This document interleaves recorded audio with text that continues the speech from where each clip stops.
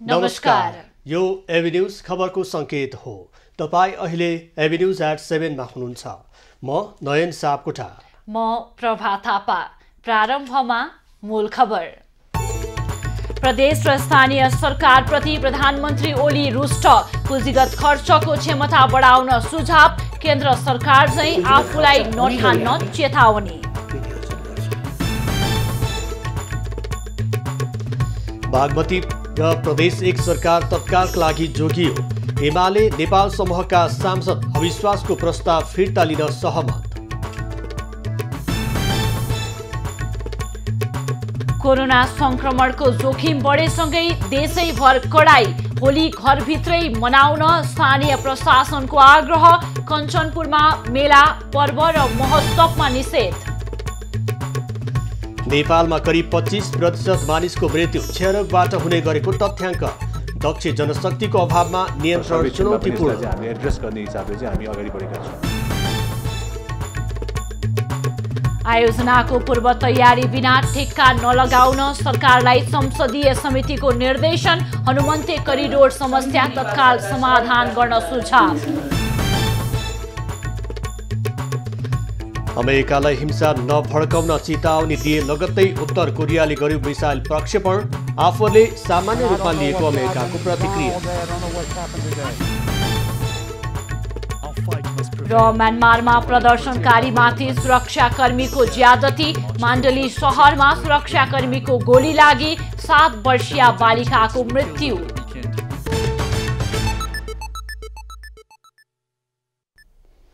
नयन, प्रधानमन्त्री ओली प्रदेश र स्थानीय सरकारप्रति रुष्ट भएका छन् र उनले केन्द्र सरकार चाहिँ आफूलाई नठान्न पनि चेतावनी दिएका छन्। विशेष गरेर स्थानीय तहले बजेटको मात्र लोभ नगरेर आफ्नो क्षमतालाई पनि बढाउनको लागि उनले आग्रह गरेका छन्। अब खबरको सिलसिला प्रारम्भ गरौँ प्रधानमन्त्री केपी ओलीको भनाइ सम्बन्धी प्रसङ्गबाट। प्रधानमन्त्री केपी ओलीले स्थानीय तहमा पुँजीगत खर्च गर्ने क्षमता बढाउने गरी बजेट विनियोजन गरिने बताएका छन्। बुधबार नेपाल नगरपालिका सङ्घको 28औं वार्षिक उत्सवलाई सम्बोधन गर्दै प्रधानमन्त्री ओलीले पुँजीगत खर्च गर्ने क्षमताको कमी हुनु राष्ट्रिय कमजोरीको रूपमा रहेको बताए। पुँजीगत खर्च गर्ने क्षमता भएकाहरूले पनि खर्च गर्न नसकेको अवस्थामा क्षमता नभएको ठाउँमा धेरै बजेट दिँदा खर्च कम देखिएको उनको भनाइ थियो।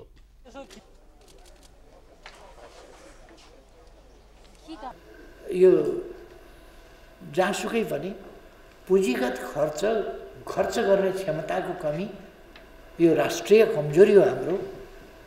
यो क्षमता भएका ठाउँमा त पुँजीगत खर्च नभएर बेहाल छ भने क्षमता नभएका ठाउँमा पुँजीगत खर्च झन् गाह्रो हुन्छ। त्यसकारण त्यो पुँजीगत खर्च हुने गरी हामी विनियोजन गर्छौँ। प्रधानमन्त्री ओलीले स्थानीय तहलाई अधिकार दिन नहिचकिचाएको स्पष्ट पार्दै स्थानीय तहले आफ्नो क्षमतालाई बढाउनु पर्नेमा जोड दिए। स्थानीय तहले घर घरमा लगेर त्यो अधिकार गाई भैँसीलाई खुवाउने हो र?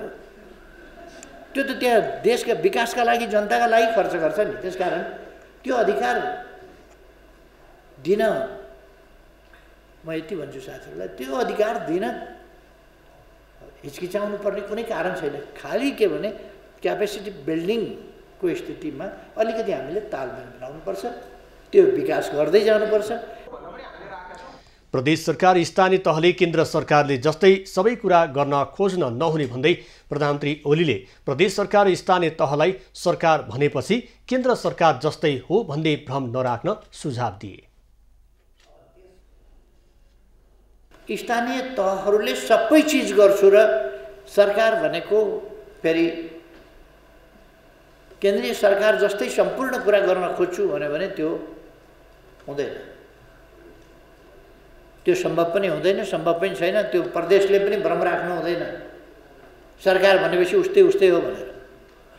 केन्द्रीय सरकार समग्र राष्ट्रिय सरकार। पालिकाहरू बीच भिन्नता नभई समान ढङ्गले काम हुनुपर्ने प्रधानमन्त्री ओलीले बताए। उनले चैत्र 15 गतेदेखि काठमाडौँमा बेलम्चीको पानी वितरण गर्न सुरु गर्ने जानकारी समेत दिए। प्रदेश 1 का मुख्यमन्त्री शेरधन राई र बागमती प्रदेशका मुख्यमन्त्री डोरमणि पौडेलको पद तत्कालका लागि जोगिएको छ।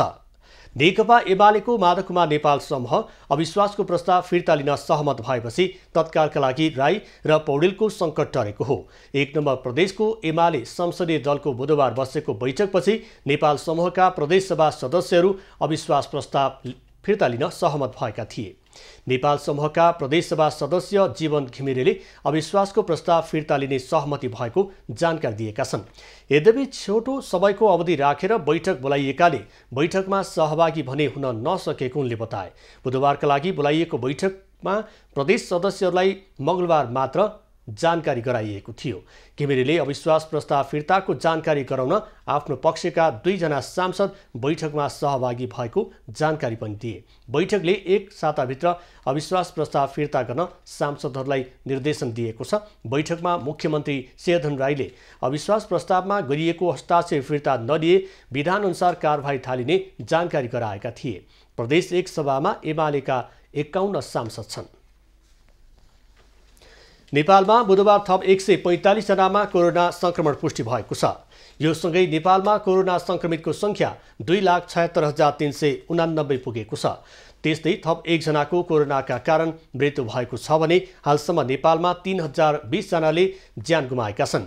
त्यस्तै थप 90 संक्रमित निको हुँदा हालसम्म नेपालमा 2,72,187 जना निको भएका छन्। हाल नेपालमा 1182 जना आइसोलेसनमा र 52 जना क्वारेन्टिनमा छन्। हालसम्म 22,48,993 वटा PCR परीक्षण गरिएको स्वास्थ्य मन्त्रालयले जनाएको छ। काठमाडौँ जिल्ला प्रशासन कार्यालयले होली पर्वलाई घरमै सीमित गर्न आग्रह गरेको छ। भारतमा कोरोना संक्रमण बढ्दै गएको र नेपालमा पनि जोखिम बढेको भन्दै प्रशासनले फागुमा सार्वजनिक स्थलमा भिडभाड गर्न नदिने निर्णय गरेको हो। यस्तै प्रशासनले सार्वजनिक स्थान र सार्वजनिक यातायातमा मास्क अनिवार्य प्रयोग गर्नुपर्ने र भौतिक दूरी कायम गर्न भनेको छ। सार्वजनिक स्थानमा मास्क नलगाउने र स्वास्थ्य मापदण्ड पालना नगर्नेलाई संक्रामक रोग ऐन 2020 बमोजिम कारबाही गरिने चेतावनी समेत दिएको छ। यसअघि भक्तपुर र ललितपुर जिल्ला प्रशासन कार्यालयले पनि सामूहिक रूपमा होली नबनाउन निर्देशन दिइसकेको छ। कञ्चनपुर जिल्लामा होलीसहित मेला, पर्व, महोत्सव, जात्रा र भिडभाड गर्न पूर्ण रूपमा निषेध गरिएको छ। जिल्ला प्रशासन कार्यालय कञ्चनपुरले आजैदेखि अर्को व्यवस्था नभएसम्मका लागि लागू हुने गरी निषेध आदेश जारी गरेको हो। त्यस्तै धार्मिक तथा सामाजिक स्थलमा सामाजिक दूरी लगायत स्वास्थ्य सुरक्षाको मापदण्ड पूर्ण पालना गर्नुपर्ने कञ्चनपुरका प्रमुख जिल्लाधिकारी रामकुमार महतोद्वारा जारी आदेशमा उल्लेख छ। आदेशअनुसार कोभिड-19 महामारीको संक्रमणको प्रभावकारी रोकथाम र नियन्त्रणका लागि कञ्चनपुरमा स्वास्थ्य सुरक्षा व्यवस्थामा समेत कडाई गरिएको छ। अत्यावश्यक बाहेकका व्यापार, व्यवसाय, उद्योग, कल कारखाना, यातायात लगायतका सेवा एवं मानिसहरूको आवागमन बिहान 4 बजेदेखि राति 10 बजेसम्म मात्र गर्न आदेश गरिएको छ। नेपाल प्रवेश गर्ने गड्डा चौकी र गौरी फन्टा नाकाबाट बिहान 6 बजेदेखि बेलुका 8 बजेसम्म मात्र आवागमन र मालसामान ढुवानी गर्न पाउने, तर बाँकी समय र अन्य खुला क्षेत्रबाट आवागमन पूर्ण रूपमा बन्द गर्न आदेश दिइएको छ। तोकिएका नाकाबाट नेपाल प्रवेश गर्ने सबैको अभिलेख राख्ने, हेल्थ डेस्कमा अनिवार्य स्वास्थ्य परीक्षण गराउने र ज्वरो आएका यात्रुहरूको मलेरियाको RDT तथा सम्भव भएसम्म कोभिड-19 को एन्टिजेन परीक्षण गर्नुपर्ने जनाइएको छ। कोभिड-19 सम्बन्धमा सरकारले गरेका काम कारबाहीको अनुगमन गर्न गठित संसदीय उपसमितिले 18 बुँदे सुझाव सहितको प्रतिवेदन शिक्षा तथा स्वास्थ्य समितिमा पेश गरेको छ। प्रतिनिधि सभाको शिक्षा तथा स्वास्थ्य समितिको बुधबार बसेको बैठकमा उपसमितिका संयोजक जीवनराम श्रेष्ठले समिति सभापति जयपुरी खर्तीलाई प्रतिवेदन बुझाएका हुन्। उपसमितिले कोभिडसँग सम्बन्धित देशभरका अस्पताल, प्रयोगशाला र क्वारेन्टिनहरूको स्थलगत अनुगमन गरी 18 बुँदे सुझाव सहितको प्रतिवेदन तयार पारेको छ। प्रतिवेदनमा कोभिड जस्ता संक्रामक महामारी भविष्यमा पनि आउन सक्ने सम्भावनालाई ध्यानमा राखी उपचार र नियन्त्रणको लागि सबै प्रदेश र केन्द्रमा आवश्यक सुविधा सहितको संरचना तयार गर्नुपर्ने सुझाव दिएको छ। यस्तै देशभरका प्रत्येक अस्पतालमा सकारात्मक रोग सम्बन्धी निश्चित शय्याको युनिट व्यवस्था गर्नुपर्ने, अस्पतालमा अक्सिजन प्लान्ट राख्नुपर्ने, चिकित्सकको अभाव हुन नदिन चिकित्सक बढुवा प्रणालीमा नीति परिवर्तन र सुधार गर्नुपर्ने, अस्पतालमा दरबन्दी अनुसार जनशक्ति व्यवस्थापन गर्नुपर्ने, खुला बोर्डर भएका ठाउँहरूमा स्थायी स्वास्थ्य परीक्षण केन्द्रको व्यवस्था गर्नुपर्ने सुझाव दिइएको छ। भएका ठाउँहरूमा संक्रामक लगायतका रोग सम्बन्धी चेक जाँच गर्न स्थायी स्वास्थ्य परीक्षण केन्द्रको व्यवस्था गर्नुपर्ने, प्रादेशिक अस्पतालहरू प्रदेशले नै सञ्चालन गर्ने व्यवस्था मिलाउनुपर्ने।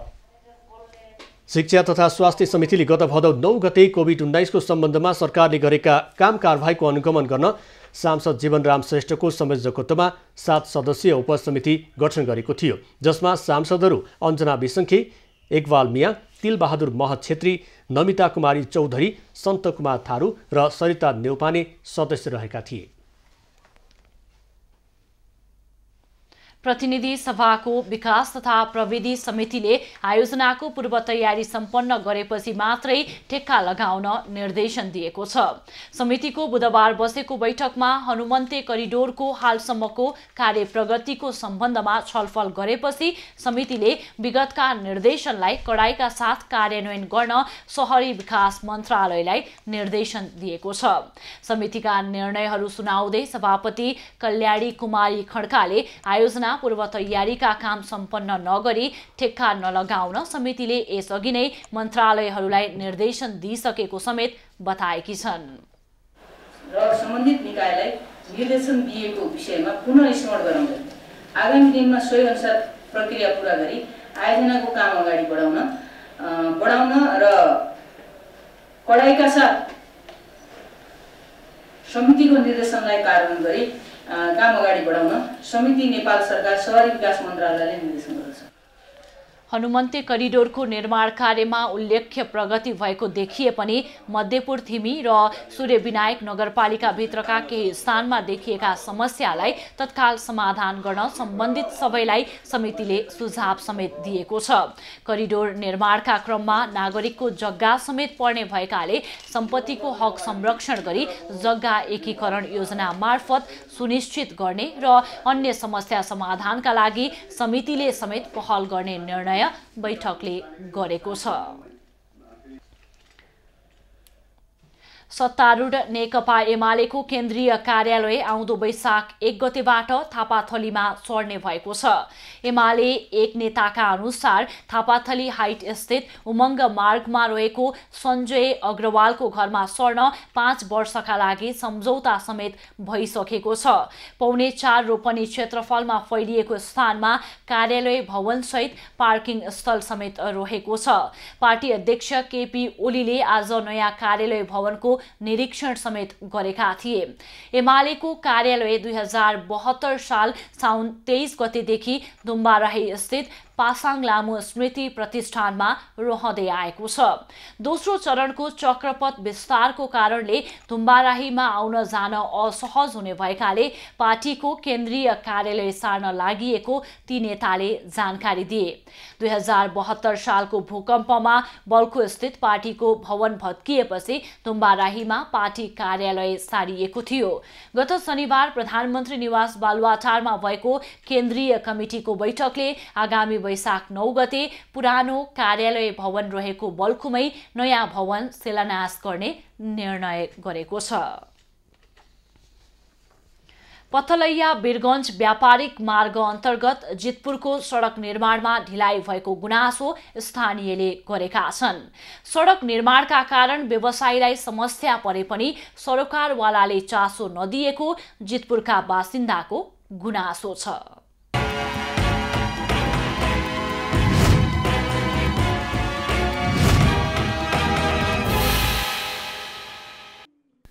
पथलैया वीरगञ्ज 6 लेन व्यापारिक मार्गको 5 नम्बर निर्माण कम्पनीले अपेक्षा अनुसारको गर्न नसकेपछि जितपुरको बजारमा रहेका व्यवसायी मारमा परेका हुन्। सडकबाट आएको धुलोको कारण आफूहरूको व्यवसाय नै धरापमा परेको कपडा व्यवसायीको भनाइ छ। व्यवसाय सङ्कटमा परेपछि जितपुरमा व्यापार व्यवसाय गर्नेहरूले आन्दोलनको चेतावनी नै दिएको नगर उद्योग वाणिज्य सङ्घले जनाएको छ। फागुनको 10 गतेमा हामी त्यो सूचना पहिलो चरणको सूचना निकालेका छौँ। त्यो अवधिमा सूचना निकाल्दाखेरि उसले मैले काम गर्छु भनेर त्यसपछि उहाँले बिहामा गएर मिटिङ बस्नु भएको छ र त्यो पिरियडमा पनि उसले जुन कमिटमेन्ट गरेको छ त्यो पिरियडमा काम सक्नु भएन भने त्यसपछि हाम्रो दोस्रो चरणको हुन्छ।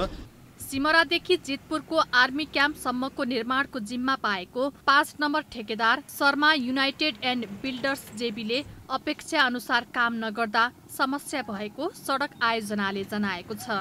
अब पनि काम अघि नबढाए कालो सूचीमा राख्ने चेतावनी समेत आयोजनाले दिएको छ। जुन ढिलाइ भइराखेको छ, व्यापारीहरूले दुःख भोगिराखेका छन्, धुवा धुलो खाइराखेका छन्, मान्छेहरू हिँड्न गाह्रो भइसक्यो, सुत्न गाह्रो भइसक्यो, रातमा तपाईँको ड्याङड्याङ डुल्नु गर्छ, खाल्टाहरू परिसकेका छन्, नालाहरू तपाईँको बनेको छैन, पानी जमेर तपाईँको त्यहाँ बच्चाहरू डुब्ने स्थिति छ। त्यसको लागि समाधानको लागि सम्बन्धित निकायहरूलाई बसेर एउटा झचकाउने कामको लागि हामीले यो आज छलफल राखेका थियौँ। पटक पटक लिखित र मौखिक सहमति भए पनि आयोजना कार्यालय र निर्माण व्यवसायीले कामलाई गति दिएका छैनन्। वैशाख 8 गतेसम्म व्यवसायीहरूलाई सहज हुने गरी कामको प्रगति देखाउने प्रतिबद्धता पूरा नभए चरणबद्ध रूपमा आन्दोलन गर्ने तयारी व्यवसायीको छ। ठेक्काको म्याद माघ मसान्तसम्म रहे पनि कोरोना कालमा काम गर्न समस्या भएको भनी आएको निवेदन अनुसार 6 महिना समय थप गर्न सकिने सम्भावना रहेको छ। 5 अर्ब 50 करोडको लागतमा निर्माण हुन लागेको यस सडक खण्डलाई निर्माण गर्ने योजना कार्यालयले 8 वटा ब्लक मार्फत काम अगाडि बढाइरहेको छ। बाराबाट इन्दीप कोइरालाको रिपोर्ट।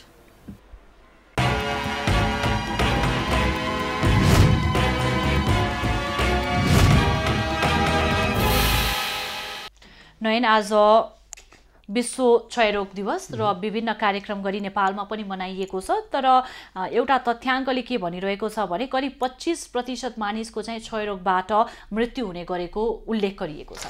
विशेष गरेर ठुला रोगमध्येमा क्षयरोग पनि पर्दछ भने पछिल्लो समयमा स्वास्थ्य सावधानी नअपनाउँदाखेरि र सामान्य कुरामा ख्याल नगर्दाखेरि पनि यस्ता रोगको जोखिम बढ्दै गइरहेको छ।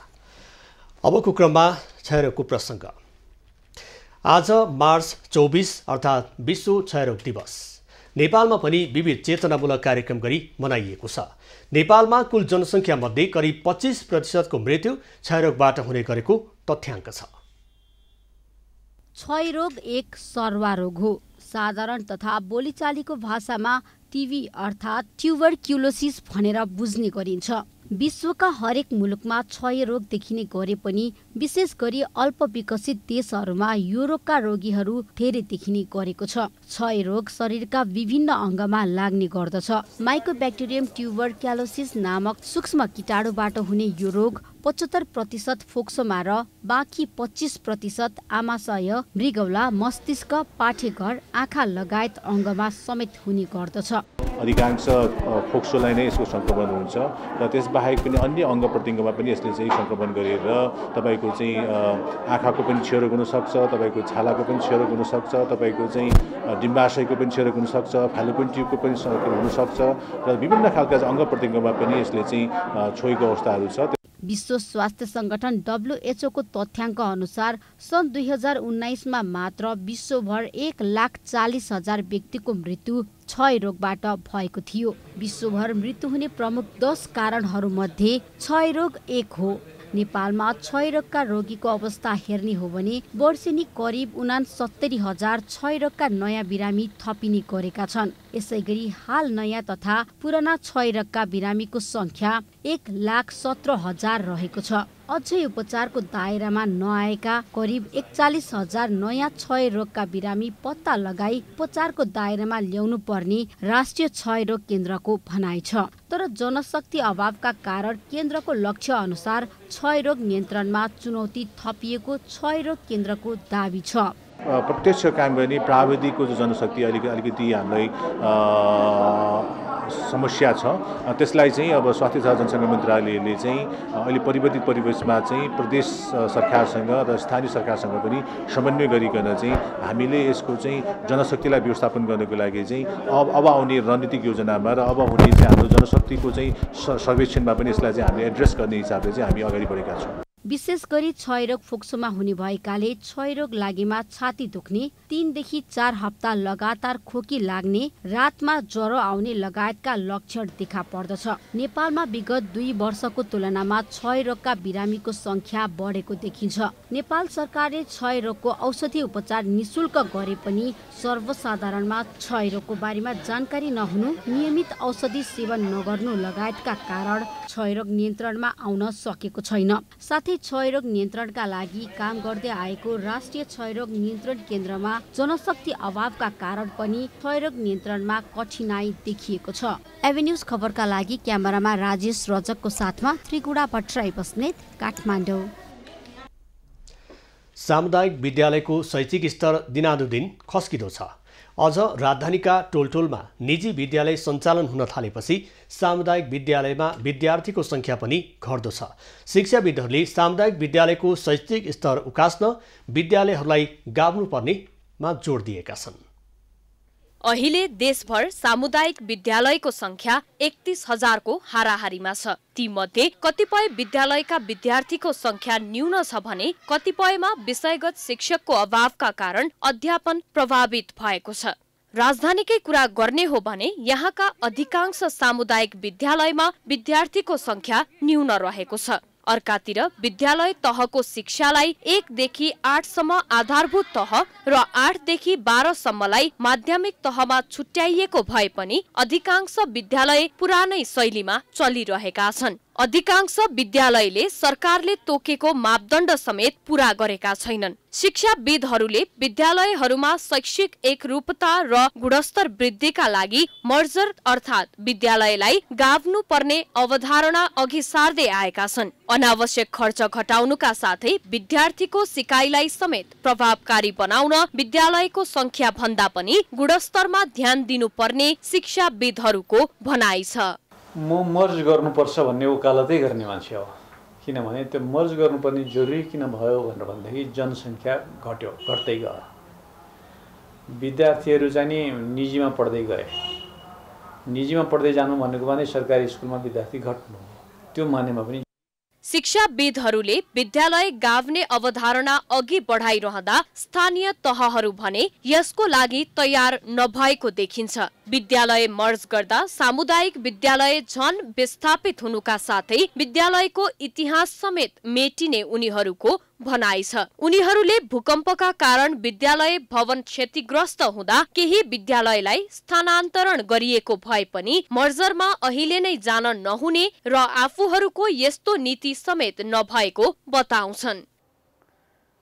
काठमाडौँ महानगरपालिकाभित्र जम्मा सामुदायिक विद्यालय 91वटा छन् हैन। अब महानगरको उद्देश्य के हो भन्दा नेपाल सरकारको पनि नीति र महानगरको पनि नीति के हो भने विद्यालय मर्ज गर्ने चाहिँ होइन, किनभने हामी संस्थागत विद्यालयलाई चाहिँ विस्थापित गर्ने अनि समुदाय विद्यालयलाई चाहिँ विस्तार गर्ने भन्ने जुन सरकारको नीति र महानगरको नीति अनुसार हामी यो मर्ज चाहिँ हामी गर्ने नीतिमा चाहिँ पर्दैनौँ। त शैक्षिक क्षेत्रका लागि भन्दै सरकारले आर्थिक वर्ष 2077-78 का लागि 1,71,71,22,00,000 बजेट विनियोजन गरेको छ।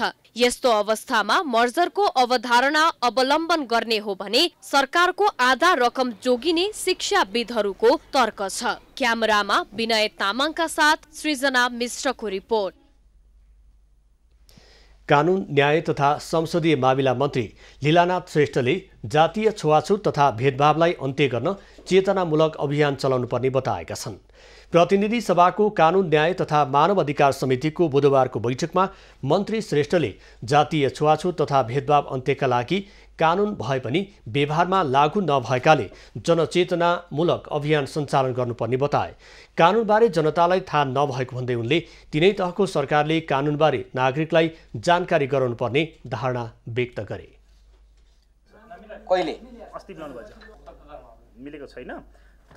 हाम्रो 3वटा तहहरू छ, स्थानीय तह छ, प्रदेश सरकार छ, सङ्घीय सरकार छ। 3वटा तहले यसलाई योजनाबद्ध ढङ्गले अगाडि लगाउनुपर्छ। हामीले पाठ्यक्रममा पनि अगाडि लगाउनुपर्छ र यसलाई सरकारले विकास भौतिक विकासले मात्रै हुँदैन, सामाजिक विकास त्यस्तै न्याय कसरी पाउँछ त्यसको विकास हामीले गर्नका लागि योजना नै हामीले यसलाई छुट्याउनु पर्ने हुन्छ। हामी खोजिराखेका उन्मूलन त्यो पाउनु। मन्त्री श्रेष्ठले राजनीतिक दलहरूले आफ्नो घोषणा पत्रमै राखेर अभियान चलाउनु पर्ने बताए। बैठकमा जनता समाजवादी पार्टी नेपालका सांसद लक्ष्मणलाल कर्णले जातीय छुवाछुत तथा भेदभाव सामाजिक अपराध भएकाले यसको उन्मूलनका लागि सामाजिक रूपमा नै कदम चाल्नुपर्ने बताए। हामी हटाउँदैनौँ तबसम्म परिवर्तन हुँदैन। यसको दुईटै पार्टलाई अध्ययन गर्नु पर्यो, सोशल पार्ट र कानुनी पार्ट। यसको मतलब केवल सोशल अभियन्ता मात्रै होइन कि कानुनी पार्ट पनि राख्नु। सोशल पार्टलाई अझ प्रचारले के गर्नुपर्ने हो, यो एनजिओलाई राख्नु सट्टा ग्रुप अफ ब्राह्मणको एनजिओ बनाऊ, सम्झाऊ, बुझाऊ, गरोस्। मलाई लाग्छ त्यसले प्रभाव पर्छ भने। सांसद कर्णले कानुनी सजायले मात्रै जातीय छुवाछुत र भेदभावको अन्त्य नहुने उल्लेख गर्दै शिक्षामा सुधार भए 1-2 पुस्तापछि आफै अन्त्य हुने बताए। नेपाली समाजमा लैङ्गिक समानताको कुरा नारामा मात्र सीमित छ। अहिले पनि नेपाली समाजमा महिलाले घरायसी काम र खेतबारीका काम बढी गर्नुपर्ने अवस्था छ। सोही कुरालाई मध्यनजर गर्दै बाँकेको खजुरामा लैङ्गिक समानताका लागि अभ्यास गर्न थालिएको छ। भेरी वातावरणीय विशिष्टता समूह बी ग्रुपले बाँकेको खजुरा गाउँपालिकाको 5 वडामा स्वच्छताका लागि व्यवहार परिवर्तन परियोजना सञ्चालन गरी लैङ्गिकता, घरायसी काममा पुरुषको भूमिका जस्ता कुराहरूमा समुदाय स्तरमै सचेतना पुर्याउँदा पुरुष पनि महिलासँगै घरायसी काममा साझेदारी गर्न थालेका छन्। कोरोनाका कारण समुदायमा पर्न सक्ने असर सरसफाइका माध्यमबाट न्यूनीकरण गर्न महिला र पुरुष समान रूपमा घरायसी तथा अन्य काममा लगाउने र लैङ्गिक हिंसाको अन्त्य गरी समाजमा रूपान्तरण ल्याउने उद्देश्यले सञ्चालन गरिएको कार्यक्रम प्रभावकारी बनेको छ। खजुरा गाउँपालिका वडा नम्बर 1 को न्याउली डाँडा, वडा नम्बर 2 को सत्याल टोल, वडा नम्बर 3 को धौलागिरी, वडा नम्बर 4 को बुद्धपुर पल्तुवा र वडा नम्बर 8 को क्रान्तिपुर र घियामा 10 महिना अघि सञ्चालन गरिएको परियोजनाबाट समुदायमा परिवर्तन आएको स्थानीय बताउँछन्। श्रीमान श्रीमती बीचमा पनि उहाँले पनि कामहरूमा पनि धेरै सघाइराख्नु भएको छ र म पनि अब जब गर्छु, जब गर्न गएको बेला नि मेरो श्रीमानले घरमा धेरै काममा सघाउनु भएको छ र मेरो बालबच्चाहरू पनि धेरै सगरत भएका छन् र मेरो श्रीमानले घरमा काम सघाउनको कारणले गर्दा पनि मेरो बालबच्चाहरू स्कुल गएका छन् र स्कुल ट्याममा पढ्न पाएका छन्। भेरी वातावरणीय विशिष्टता समूह बी ग्रुपले स्वच्छताका लागि व्यवहार परिवर्तन परियोजना सञ्चालन गरेसँगै घरको सबै काममा सल्लाह अनुसार हुने गरेको छ। घरको काममा पुरुषले सघाउन थालेपछि बालबच्चा समयमै स्कुल जानेदेखि घरमा झैझगडा समेत कम हुन थालेको छ। कामको बाँडफाँड गर्नुपर्दा नि काम गर्दा नि अहिले चाहिँ हामी श्रीमान श्रीमतीले अनि सक्ने काम गर्छौँ अनि बच्चाले पनि सक्ने काम गरेर सहयोग गर्छ कि घरमा यस्तो सिकाउनु भएको छ क्लास लिएको मम्मी, त्यही भएर हामीले गर्नुपर्छ है। दुईजना मिलेर घर व्यवहार चलाउने गरेका छौँ। सल्लाह बिना केही काम गर्दैनौँ। सल्लाह अनुसार दुईजनाले मिलजुली काम गर्छौँ। सल्लाह सबै कुरा सल्लाह अनुसार नै हुन्छ। केटाकेटीहरूलाई खेतीबाली केटाकेटीलाई यता सिकाउन हराउने सल्लाह गरेर गर्छौँ। काम पनि मिलेर गर्छौँ। स्वच्छताका लागि व्यवहार परिवर्तन परियोजना लागू भएपछि स्थानीय बासिन्दाहरू खुलेर बोल्न सक्नेदेखि घरको काममा पुरुषहरू खुलेर लाग्ने परिवर्तन आएको देखिएको छ। कम्युनिटीको पिपुलहरू चाहिँ खुलेर बोल्न सक्नु हुँदैन थियो, आफ्नो कुराहरू राख्न सक्नु हुँदैन थियो। हामीले प्रोजेक्ट स्टार्ट गरिसकेपछिबाट विभिन्न एक्टिभिटिज गर्ने क्रममा चाहिँ उहाँहरू चाहिँ त्यसमा इङ्गेज भएर चाहिँ आफ्नो अनुभवहरू आफूलाई लागेको फिल गरेको कुराहरू चाहिँ खुलेर भन्न सक्नुहुन्छ। एउटा चेन्जेस हामीले त्यताबाट त्यसरी देखिरहेछौँ भने अर्को चेन्जेस चाहिँ अब जस्तै घरको काममा चाहिँ पुरुषहरू चाहिँ मजासित लागेको हामीले देख्न सक्यौँ। भेरी वातावरणीय विशिष्टता समूह बी ग्रुपले बाँकेको खजुरामा लागू गरेको स्वच्छताका लागि व्यवहार परिवर्तन परियोजना अन्तर्गत 1000 परिवारलाई टुटी सहितको बाल्टी, स्टिलको ट्याङ्की 25 set, automatic sanitiser machine 16 set, sanitiser 490 litre, हात धुने साबुन 1200 पिस, आइसोलेसन किट 400 र समुदायमा स्वास्थ्य सम्बन्धी जनचेतना जगाउने 15 वटा होर्डिङ बोर्ड राखिएको छ। समाजमा रहेका सबै प्रकारका विभेदहरूको अन्त गरी समतामूलक समाज निर्माण गर्ने परिकल्पना परियोजनाको रहेको जनाइएको छ। खम्ब पुन बाँके। 2064 सालदेखि नेपालगञ्ज सहर पटक पटक डुबानको चपेटामा पर्दै आएको छ। नेपालगञ्जको बौद्ध गुम्बादेखि बागेश्वरी मन्दिरसम्मको नाला पूर्ण रूपले नबन्ने भएपछि न्यू रोड र गणेशपुरवासी आक्रोशित भएका छन्। एसियाली विकास ब्याङ्क एडीबीको ऋण सहयोगमा नेपालगञ्जको बौद्ध गुम्बादेखि बागेश्वरी मन्दिरसम्म बन्दै गरेको नाला मापदण्ड विपरीत निर्माण भएको भन्दै स्थानीय आक्रोशित भएका हुन्। झन्डै समथिङ 700 मिटर बनिसकेको अवस्था छ भने झन्डै 200 मिटर अझ बढ्नुपर्ने बाँकी छ र उहाँहरू के भन्नुहुन्छ भने तपाईँको अब खाली ठाउँमा तपाईँको नाली बनाउने र यो घरहरू चाहिँ जोडिएको ठाउँमा तपाईँको नाली नबनाउने भनेर उहाँहरूले कुरा उठान गरिराख्नु भएको छ र यहाँको बजेट पनि तपाईँको अरू ठाउँमा लगेर तपाईँहरू यहाँको काम अधुरै छोडेको स्थिति छ र हाम्रो आग्रह के हो भने तपाईँको यो काम अधुरो छोड्नु हुँदैन र यसमा तपाईँ एडिबीको पनि ध्यान पुग्नु पर्यो कि एडीबी अन्तर्गतको योजनामा गुम्बा बनाउने योजना नभए पनि आग्रह गरेर आएको रकम अपुग भएपछि आवश्यकता अनुसार पर्खाल मात्र लगाउने काम गरेको नेपालगञ्ज उपमहानगरपालिकाले बताएको छ। अन्तर्गतको योजना हामी आउनुभन्दा अगाडि नै निर्णय भएको हुँदाखेरि गुम्बा नाला चाहिँ त्यसमा थिएन। नभइसकेपछि हामीले त्यो एकदमै अनिवार्य छ। त्यसले चाहिँ हाम्रो नगरको सम्पूर्ण पानीहरूलाई चाहिँ लिने भएको हुँदाखेरि भियो गरेर त्यो हामीले रिक्वेस्ट गरेपछि भियो गरेर आएको प्रोजेक्ट हो। यो पछिल्लो लास्ट आवरको प्रोजेक्ट हो र यसमा हामीले भियो गर्दाखेरि हामीले भनेअनुसारको चाहिँ रकम हामीले पाएनौँ। दीर्घकालीन योजनाको मान्यतालाई तोड्दै मापदण्ड विपरीत निर्माण कार्य अघि बढाइएको भन्दै स्थानीयले विरोध गरेका छन्। कञ्चनपुरको बेलडाडी प्राथमिक स्वास्थ्य केन्द्रमा सञ्चालित 2 दिने स्वास्थ्य शिविरबाट 500 भन्दा बढी सेवाग्राही लाभान्वित भएका छन्। गाउँघर चिकित्सक कार्यक्रम अन्तर्गत बेलडाडी गाउँपालिकाका नागरिकलाई स्वास्थ्य सेवा प्रवाह गर्ने उद्देश्यले महाकाली अस्पतालले स्वास्थ्य शिविर सञ्चालन गरेको थियो।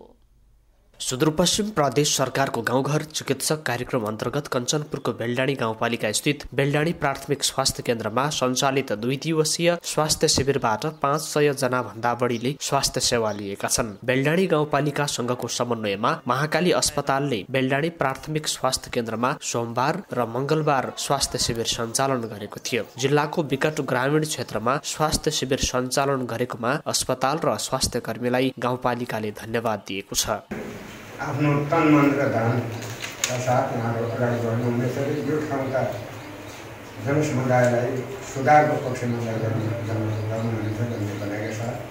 यो 2 दिने कार्यक्रमको उत्तरोत्तर पद्धतिको काम महाकाली अस्पतालमा कार्यरत एमडीजीपी चिकित्सक, स्त्री तथा प्रसुति रोग विशेषज्ञ र दन्त चिकित्सकहरूबाट 2 दिनसम्म स्वास्थ्य सेवा प्रवाह गरिएको छ। पछिल्लो समयमा महाकाली अस्पतालमा विशेषज्ञ चिकित्सकहरूको उचित व्यवस्थापन भएकोले महाकाली अस्पतालको इतिहास बदलिएको महाकाली अस्पताल व्यवस्थापन समितिले जनाएको छ।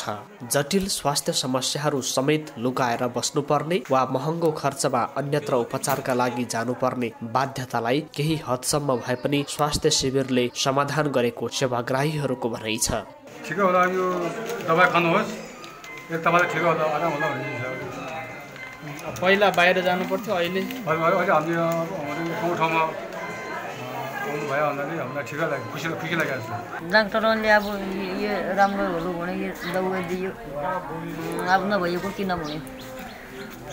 महाकाली अस्पतालले यसअघि पनि थुप्रै विकट ग्रामीण क्षेत्रमा स्वास्थ्य शिविर सञ्चालन गरी सेवा प्रवाह गरेको थियो। यसका अतिरिक्त अस्पतालमा समेत सेवाग्राहीले भरपूर सेवा पाउने गरी व्यवस्थापन गरिएको छ। यो उल्लेख्य कार्यलाई निरन्तरता दिन सके यहाँका बिरामीहरू अन्यत्र गई उपचार गराउनु पर्ने बाध्यता सधैँका लागि हट्ने देखिन्छ। एभी न्यूज खबरका लागि हरिश चन्द्र बाग, कञ्चनपुर। लुम्बिनी प्रदेशको पहाडी जिल्ला अर्घखाँचीबाट मौसमी रूपमा भारतमा काम गर्न जाने मानिसहरूको संख्या उल्लेख्य छ। तर स्वदेशमा रोजगारी नभएपछि भारतमा काम गर्न जाने कामदारहरूले विभिन्न समस्या झेलिरहेका छन्। कोरोनाका कारण भारतमा रोजगारी गुमेपछि फर्किएर आफ्नै गाउँमा बनाइएको क्वारेन्टिनमा बसेको समयमा कोरोना देखिएपछि अर्घाखाँचीको शीतगंगा नगरपालिका 5 का देव बहादुर विकले आत्महत्या गरे। रोजगारीका लागि भारत गएका विकले आत्महत्या गरेपछि परिवारमा 2 छाक जोड्न पनि समस्या पर्यो। क्वारेन्टाइनमा बसेपछि 25-26 दिनको दिन आत्महत्या गर्न कोरोना देखियो भनेर अनि त्यहाँ मेरो 4वटा छोराछोरी छन्। मलाई साह्रै समस्या थियो। सहकारीले मलाई सहयोग गर्नुभयो, बाख्रा दिनुभयो। मैले त्यही गरेर घर खर्च अलिअलि केटाकेटी पढाउने उर्ने त्यसैबाट गरेको।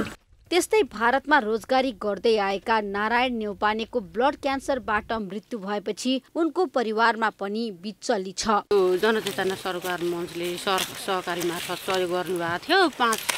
5वटा बाख्रा मध्ये मैले 2टा पाठा एउटा पाठी गरेर 61,000 को बेचेँ। छोराछोरीले पढाउन घर खर्च त्यसैबाट धेरै चल्यो भयो। अहिले पनि घर 4वटा पाठा एउटा पाठी छ अहिले छुट्टी। पछिल्लो समय जनचेतना सरोकार मञ्च अर्घाखाँचीले अक्सफार्मसँगको आर्थिक तथा प्राविधिक सहयोगमा भारतमा मौसमी काम गर्ने प्रवासी परिवारको आर्थिक पुनर्स्थापना सशक्तिकरण परियोजना अन्तर्गत संस्थाको क्षेत्रभित्र पर्ने सहकारीका सदस्यहरूलाई सहयोग गर्दै आएको छ। भूमिका स्थान नगरपालिकाको वडा नम्बर 1, 2, 3 र 4 तथा शीतगंगा नगरपालिकाको वडा नम्बर 5 र 6 मा भारतबाट रोजगारी गुमाएर फर्किएका परिवारलाई स्वरोजगार बनाउन उनीहरूलाई कुखुरा, तरकारीको बिउ र आधुनिक महुरीका खार पनि निशुल्क वितरण गर्नुका साथै उनीहरूलाई तालिम पनि प्रदान गरिएको छ। यसका साथै सहकारीका सदस्यहरूलाई भारतबाट पठाइएको पैसा सुरक्षित साथ बिना झन्झट छिटो र छरितो रेमिट्यान्सको पनि सुविधा समेत प्रदान गरेको छ। हामी सन्धिहरुका जान पर्थ्यो। अब समयको पनि बचत भन्छ। यबाट पैसा लैजान पाइयो छ। हामी धेरै खुसी छौँ। यहाँका महिला दिदीबहिनीहरू सब खुसी हुनुहुन्छ नि। संस्थाले गरेको कामले समाजमा परिवर्तन आएको जनप्रतिनिधिको भनाइ छ। भारतमा मौसमी रूपमा काम गर्नेहरूका लागि स्थानीय सरकारले पनि सहयोग गर्ने भूमिका स्थानका नगरपालिकाहरूको भनाइ छ। कोभिडबाट फर्केर आएका युवाहरूलाई बङ्गुर पालन, लोकल कुखुराको पालन, त्यसपछि गएर बाख्रा पालन, त्यसपछि गएर कृषि टनेलहरू, हाते ट्र्याक्टरहरू लगायत विदेशबाट फर्केर आउने युवाहरूलाई ब्याजको कुरामा नभएर हामीले ऋण उपलब्ध गर्नुमा ब्याङ्क ग्यारेन्टी जस्तो नगरपालिका बसेर युवाहरूलाई लक्ष्य गर्ने कार्यक्रम हामीले कृषि र पशुमा राखेका छौँ। तेस्रो मुलुकमा काम गर्न जानेहरूको जस्तै भारतमा काम गर्न जाने मौसमी कामदारको यथार्थ तथ्याङ्क राख्न बीमा तथा अन्य सेवाहरू अनिवार्य गर्नतर्फ सम्बन्धित निकायको ध्यान जान जरुरी छ। पाल्पाको रामपुर नगरपालिकामा यस वर्ष आलु उत्पादनमा वृद्धि भएको छ। व्यावसायिक रूपमा आलु खेती गरेका कृषकहरूले उपयुक्त हावापानी र मौसमका कारण व्यावसायिक सफलतासँगै उत्पादनमा वृद्धि गरेका हुन्। आलु खेती प्रवर्धनका लागि कृषि ज्ञान केन्द्र पाल्पा मार्फत आलु ब्लक कार्यक्रम नगरपालिका तथा वडाहरूबाट अनुदानका कार्यक्रम सञ्चालन भएको थियो। वडा नम्बर 6 मा आलु ब्लक कार्यक्रम सँगै वडाले कृषकहरूलाई अनुदानमा बिउ वितरण गरेको थियो भने 5 रोपनी भन्दा बढीमा आलु खेती गर्ने कृषकलाई नगरपालिकाले 50% अनुदानमा बिउ प्रदान गरेको थियो। आलु खेती प्रवर्धन कार्यक्रम सँगै नगरभित्र 40,000 क्विन्टल भन्दा बढी आलु उत्पादन भएको रामपुर नगरपालिका कृषि शाखाले जनाएको छ। आलुका ब्लक तथा पकेट कार्यक्रम र अन्य अनुदान कार्यक्रमहरू मार्फत करिब 5,000 रोपनी क्षेत्रफलमा कृषकहरूले आलु रोप्नु भएको थियो र त्यसमध्ये 40,000 क्विन्टल आलु उत्पादन भएको छ। आलु खेती प्रवर्धनको कार्यक्रम सञ्चालनसँगै किसानहरू उत्साहित भएर लागेका थिए। सोही अनुसार कृषकहरूले राम्रो उत्पादन गरे पनि महँगोको बिउ किनेर लगाएका उनीहरू अहिले सस्तोमा बिक्री गर्नुपर्दा आफूहरू मर्कामा परेको बताउँछन्। बिउ चाहिँ अहिले के भइदियो भने अहिले यो साल चाहिँ बिउ अत्याधिक महँगो भयो। बिउ महँगोको कारणले गर्दाखेरि हामीलाई चाहिँ अलिकति अहिले अलिअलि के नयाँ किसानहरूलाई चाहिँ हतोत्साहित जस्तो गराएको छ। न बिउको मारले गर्दाखेरि अब बिउ नै एकदम म्याक्सिमम महँगो भएको हुँदाखेरिमा 112 रुपियाँ किलो लिएर आएको मैले जनकदेव भन्ने आलु र त्यसले गर्दाखेरिमा चाहिँ अहिले मान्छेहरूले अब खनेका छन्। मौसमले साथ त दियो तर किन्ने बेलामा बिउले चाहिँ अलिअलि साथ नदिएको हुँदाखेरि यहाँ अलिकति समस्या चाहिँ भएकै छ। अहिले बजारको सबैभन्दा समस्या भएको हिसाबले गर्दा किन्न त हामीले 100 रुपियाँ किलोको दरले किन्यो। अहिले 20, 25, 30 रुपियाँ किलोको दरले पनि बेच्नको लागि चाहिँ बजार छैन। नगरपालिका, कृषि सहकारी वडा कार्यालय जसुकै यहाँको नजिकको स्थानीय सरकारहरूले पनि अलिअलि बजारको लागि त अलिअलि सहानुभूति त दिनुभएको छ। तर नगरभित्र आलु उत्पादन गर्ने कृषकहरूलाई बिक्री गर्न चाहेमा बिक्री गर्न र पछि भण्डारण गरेर बिक्री गर्छु भन्ने किसानको लागि भण्डारणको व्यवस्था गरिने भएको छ। किसानको चाहनालाई ध्यानमा राख्दै प्रदेश सरकार र नगरपालिकाले निर्माण गरेको शीत भण्डार यथाशीघ्र सञ्चालनमा ल्याउने पहल भइरहेको नगरपालिकाले जनाएको छ। विश्वास नभएको हो कि भन्ने हामीलाई जनमानसमा परेको छ। त्यो विश्वास त हुनुहोस्, यो छिटैभन्दा छिटो हुन्छ। यहाँ हामी सबै नगरपालिकाको सबै टिमहरू यसमा चाहिँ लागिरहेको छ। यससँग सम्पूर्ण कर्मचारी यसमा विशेषमा चाहिँ इन्जिनियर साहबहरू लागिरहनु भएको छ। हामी छिटोभन्दा छिटो यो चाहिँ शीत भण्डार सञ्चालन गर्नेछौँ। किसानहरू तपाईँ ढुक्क भएर कति पनि पिर नमानिकन चाहिँ आलु भण्डारलाई यहाँ राख्ने ठाउँ गरिन्छ। आलु सकेसम्म बेच्नुहोस्, केही छैन, अब पैसा पाउने कुरो पारिहाल्नुहोस्। रामपुर नगरमा मात्र होइन, पाल्पाका अन्य स्थानमा पनि आलु उत्पादनमा वृद्धि भएको छ। रामपुर नगरपालिकामा कृषि प्रवर्धनका लागि 1 वडा 1 उत्पादन कार्यक्रम सञ्चालन भइरहेको छ। कृषि उपजमा आत्मनिर्भर बनाउनका लागि कृषकहरू पनि व्यावसायिक रूपमै लागेका छन्। कृषकहरूको मनोबल बढाउन उत्पादन, बजारीकरण र भण्डारणमा मात्रै होइन, विविधीकरणमा पनि जोड दिनु आवश्यक देखिन्छ। इमान सिंह राणा, पाल्पा।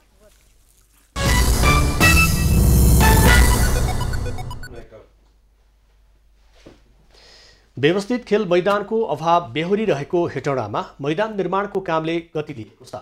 हेटौडाका अन्तर्राष्ट्रिय बक्सर सुशील घिमिरेको नेतृत्वमा व्यवस्थित फुटबल मैदान निर्माण तथा एथलेटिक्स ट्र्याक निर्माणको कामले तीव्रता पाएको छ।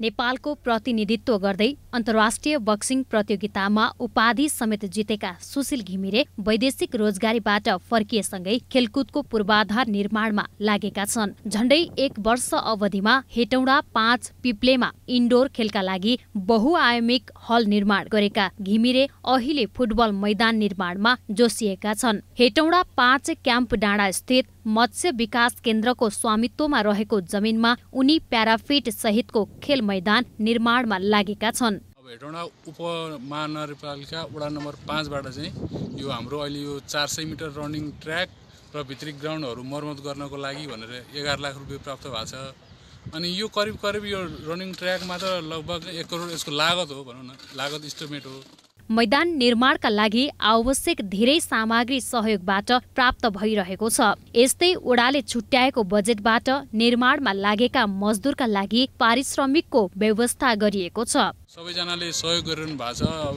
सिमेन्टहरू लगायतका सामग्रीहरू ओडा छेउकै पहलमा धेरै यहाँ आइ पनि राखेको छ हैन। अब लगभग यो रनिङ ट्र्याकको चाहिँ हामी 1.5 महिनाभित्रै यसको क्लोजिङ गर्छौँ।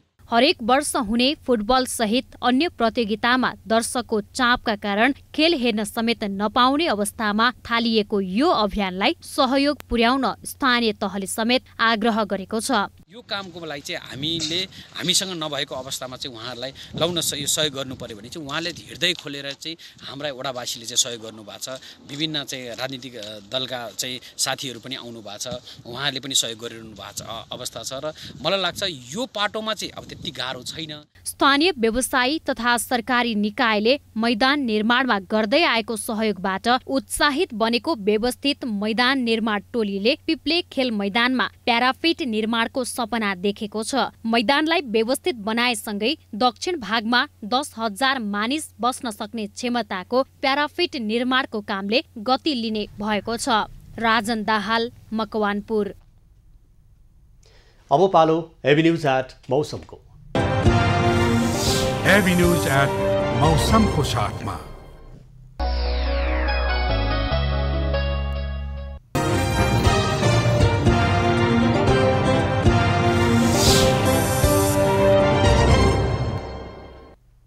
पछिल्लो 24 घण्टामा देशभरको मौसममा सामान्यदेखि आंशिक बदली भयो।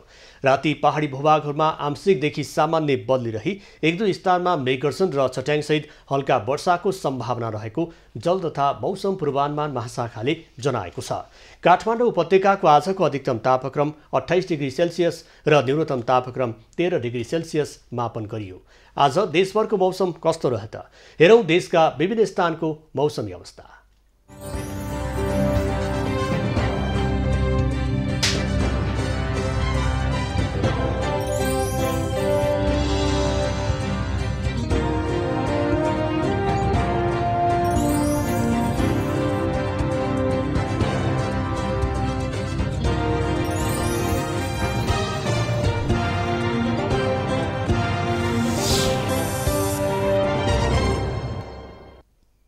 अहिलेलाई खबरको क्रम यति नै। एबी न्यूज खबरका यी सहित अन्य विस्तृत खबरका लागि www.abnews.tv लगअन गर्न सक्नुहुनेछ। युट्युब, फेसबुक र ट्विटरमा पनि हामीलाई फलो गर्न सकिनेछ। खबरभित्रको खबरका लागि हेर्दै रहनुहोला एबी न्यूज खबर। नमस्कार।